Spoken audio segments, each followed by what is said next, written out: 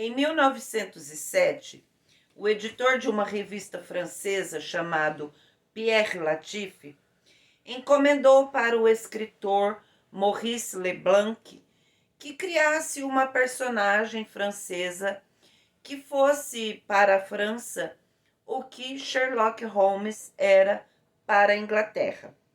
Foi assim, então, que em 1907 nasceu a personagem Arsène Lupin, o ladrão de casaca. Na França, o título original seria como se fosse Arsène Lupin, o ladrão cavalheiro, porque realmente ele era um cavalheiro. Ele não praticava violência, ele roubava as casas e sem praticar atos de violência, mas ele era muito engenhoso, muito atraente, muito perspicaz, e ele tinha uma capacidade muito grande de se disfarçar. Ele era o rei dos disfarces.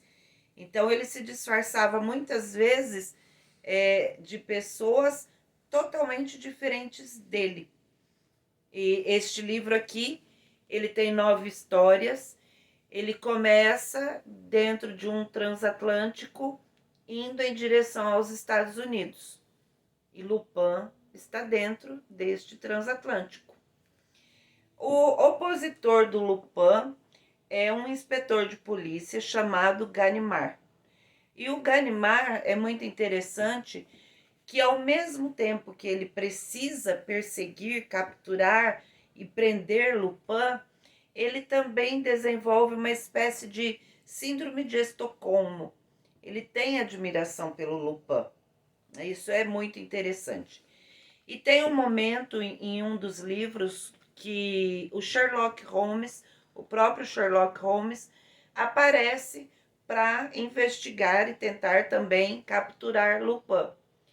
Só que aí, o autor de Sherlock Holmes, Sir Arthur Conan Doyle, pediu gentilmente para que Maurice Leblanc não usasse o nome Sherlock Holmes, porque era o nome de uma personagem inglesa de muito sucesso.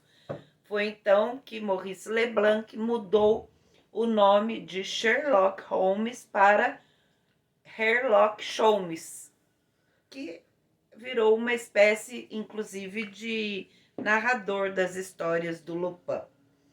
Lupin também foi considerado um Robin Hood da Belle Époque.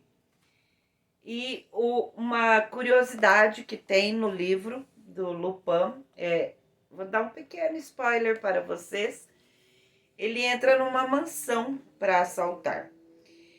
E essa família, dona dessa mansão, muito rica, muito famosa e muito conhecida pelas obras de arte caríssimas, pelas joias caríssimas que tinha, Lupin então resolve se aproximar dessa família e assaltar, roubar as joias e as obras de arte. Mas, quando ele entrou lá, ele teve uma grande decepção e deixou um bilhetinho para os donos da casa, dizendo mais ou menos assim que ele não roubaria obras que não são autênticas. Então, a família era muito famosa pelas obras de arte e eram todas falsificações. As joias também eram falsificações. Então, eu recomendo, indico que vocês leiam Arsène Lupin. É uma leitura muito gostosa, claro, é um livro escrito em 1907 e os tradutores foram assim, mantiveram bastante da linguagem daquele período. Então, tem algumas palavras que vocês podem ver aqui, que são palavras que talvez nós nem usemos mais. Mas é um livro muito gostoso de ler, muito divertido. A gente acaba se apaixonando pelo Lupin e torcendo para ele. Ao invés de torcer para o mocinho, a gente vai torcer para o bandido, certo? Então, eu indico, compre, leia. Se você gostar e se você ler, vem aqui nos comentários e fale para nós o que você achou, tá bom? Muito obrigada por assistir nosso vídeo. curta, comente, sugira livros para que eu leia e traga aqui para vocês. Compartilhe o vídeo com as pessoas e não se esqueça de se inscrever no nosso canal, tá bom? Muito obrigada e até o próximo vídeo.